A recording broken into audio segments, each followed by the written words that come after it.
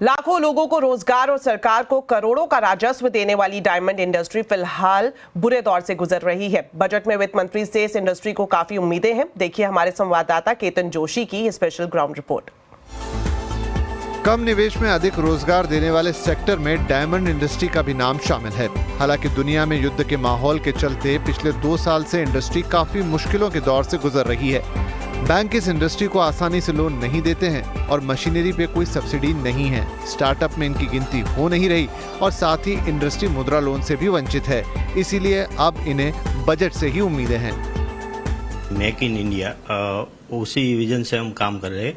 Lab grown diamond जो है India में ही उत्पादन हो रहा है और यहीं पे पॉलिश होके उसका एक्सपोर्ट हो रहा है। डायमंड इंडस्ट्री का सालाना टर्नओवर 3 लाख करोड़ के आसपास है और ये 40 लाख लोगों को रोजगार भी देती है। लेकिन इस साल हजारों कारखाने मंदी के चलते बंद हो गए हैं। अब यहाँ काम करने वाले बजट से उम्मीद लगाए बैठे हैं। हमारे लिए काम अच्छे से चले और बीमा और रहने के लिए आवास योजना की व्यवस्था की जाए। अब हम इतने सालों से 10 साल से लगातार काम कर रहे हैं हीरे में, लेकिन कोई सुधार आ नहीं रहा है। ना पगार बढ़ने की जगह घटाई जा रही है, काम हो नहीं रहा है ठीक से। हम चाहते हैं सरकार हमारे लिए कुछ करे।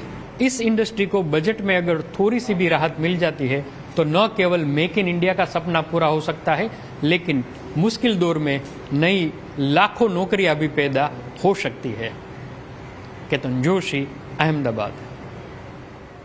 रेडीमेड गारमेंट इंडस्ट्री ने वित्त मंत्री से बजट में duty free raw material tax में राहत और रियायती दरों पर कर्ज की मांग की है। एमएसएमई मैन्युफैक्चरर्स और एक्सपोर्टर्स का कहना है कि चीन और वियतनाम जैसे देशों के मुकाबले उत्पादन लागत ज्यादा होने के चलते ग्लोबल एक्सपोर्ट मार्केट में इंडस्ट्री पिछड़ रही है। नोएडा की इस रेडीमेड गारमेंट फैक्ट्री में United colour of Benetton, H&M, only और ज़ारा जैसे टॉप यूरोपियन और अमेरिकी ब्रांड्स के लिए एक्सपोर्ट ऑर्डर तैयार हो रहा है। काम दिन रात चल रहा है ताकि समय रहते समर कलेक्शन का कंसाइनमेंट तैयार हो सके। कंपनी के पास फिलहाल ऑर्डर भी भरपूर है, लेकिन कंपनी के प्रेसिडेंट राहुल मलिक अपने घटते मार्जिन की वजह से बेहद चिंतित हैं कि वो कॉस्टिंग को लेकर इंपोर्टर्स की उम्मीदों पर कब तक खरे उतर सकेंगे, क्योंकि उत्पादन लागत लगातार बढ़ता जा रहा है। लास्ट ईयर के कंपैरेटिव हमारे पास बेटर ऑर्डर्स हैं और बांग्लादेश के अनरेस्ट के बाद जो है बायर्स का फोकस जो है इंडिया की तरफ काफ़ी रहा है। चाइना सेंटीमेंट से भी इंडिया में काफ़ी ऑर्डर की इनफ्लो आए हैं। But the main challenge what we face right now is the efficiency levels and the pricing levels. Industry ने वित्त मंत्री से गुजारिश की है कि सस्ती दरों पर रॉ मटेरियल मुहैया कराने के लिए सभी तरह के कॉटन फाइबर और गारमेंट मशीनरी पर से इंपोर्ट ड्यूटी हटाई जाए।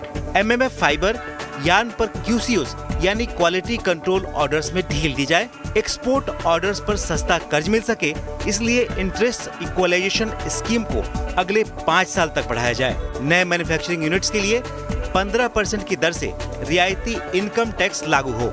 फैक्ट्री मॉडर्नाइजेशन के लिए टफ्स जैसी वैकल्पिक स्कीम लाई जाए। ई-कॉमर्स के जरिए एक्सपोर्ट्स के नियमों में ढील दी जाए और साथ ही MSME सेक्टर से जुड़ी पेमेंट्स की दिक्कतों को जल्द दूर की जाए। MSME को 45 दिन में पेमेंट करनी पड़ती है और हमारी जो पेमेंट्स हैं जो हम फॉरेन के बायर के साथ डील करते हैं वो 90 डेज और 120 डेज के बाद आती हैं। तो एटलीस्ट एक्सपोर्टर्स के लिए कोई ऐसा प्रावधान बनाया जाए जिसके अंदर उनको कुछ छूट मिले, नहीं तो इनकम टैक्स हमारा कट जाता है उसमें। तो उसको पूरा करने के लिए एक बहुत ये गैप है जो कि बहुत तकलीफ दे रहा है सबको, MSME के लिए खासकर। उसके लिए सरकार से प्रार्थना है कि वो इसमें कुछ ऐसा राह निकाले कि उनको भी थोड़ी राहत मिले। ग्लोबल अनिश्चितताओं के बावजूद रेडीमेड गारमेंट का एक्सपोर्ट वॉल्यूम सालाना 11 से 12% की दर से बढ़ रहा है, लेकिन कुल एक्सपोर्ट अभी भी 13 से 16 बिलियन डॉलर के आसपास ही बना हुआ है। जानकारों के मुताबिक इंडस्ट्री को ग्रीन ट्रांसफॉर्मेशन को अपनाने और सस्टेनेबल मॉडल पर काम करने की जरूरत है ताकि ब्रांड मेड इन इंडिया की चमक ग्लोबल मार्केट में फीकी न पड़े।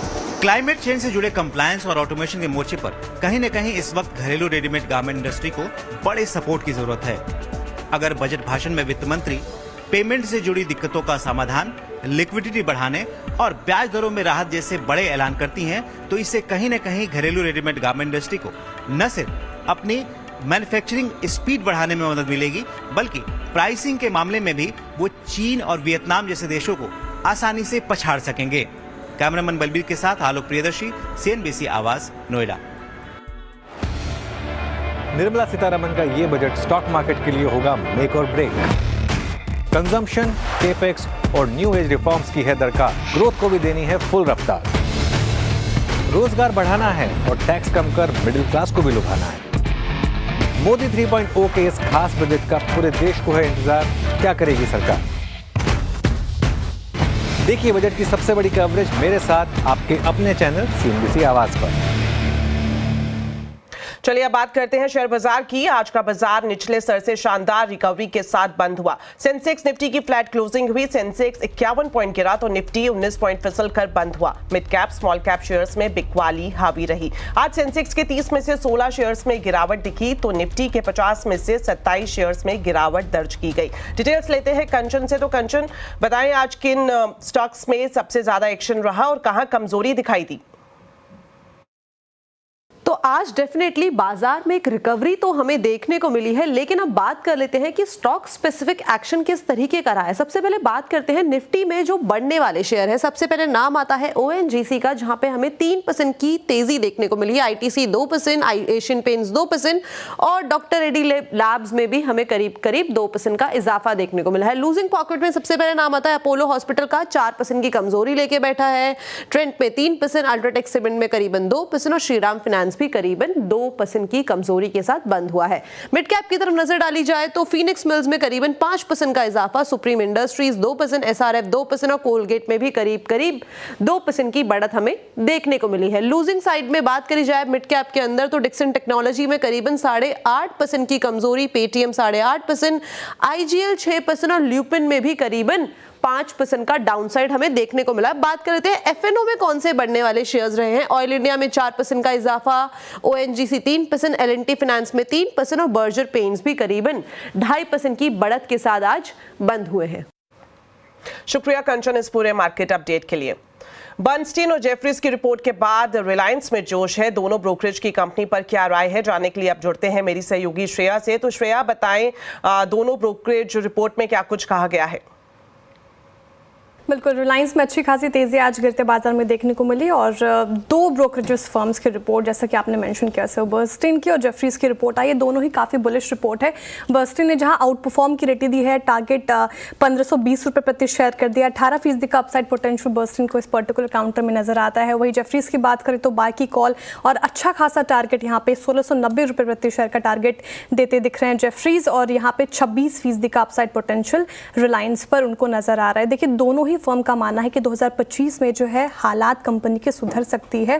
कंपनी की जो वैल्यूएशन है, क्योंकि वो अभी बहुत चीप वैल्यू पे ट्रेड कर रहा है कोविड के बाद से, दैट इज मार्च 2020 के बाद से। और जेफरीज का मानना है कि फाइनेंशियल ईयर 2025 में जो चैलेंजेस हमने देखे, चाहे वो लोअर अर्निंग्स ग्रोथ हो, रिटेल के लिए मीडियम टर्म ग्रोथ आउटलुक पर चिंताओं को लेकर निफ्टी के कंपैरिजन में 15% अंडर परफॉर्म किया है रिलायंस ने, लेकिन अब जो है रिटेल में मीडियम टर्म ग्रोथ वापस आ सकती है, उसका एक फ़ायदा होता हुआ दिखेगा। साथ ही फाइनेंशियल 2026 तक जियो की जो लिस्टिंग हो जाएगी उससे हालात सुधरते नजर आएंगे। साथ ही एबिटा की बात करें तो वहाँ पर भी ग्रोथ संभव दिख रही है और यहाँ पे 14% की ग्रोथ फर्म को नजर आ रही है। वही बर्नस्टीन का मानना है कि अर्निंग्स ग्रोथ ठीक रहेगी। इसके पीछे कारण देखें तो टेलीकॉम और रिटेल में अच्छी खासी तेजी देखने को मिल सकती है, उसके सहारे अर्निंग्स ग्रोथ अच्छी रहेगी और रिफाइनिंग मार्जिन में भी एक रिबाउंड दिखेगा, इसलिए रिलायंस फोकस में। शुक्रिया श्रेया इस पूरी जानकारी के लिए।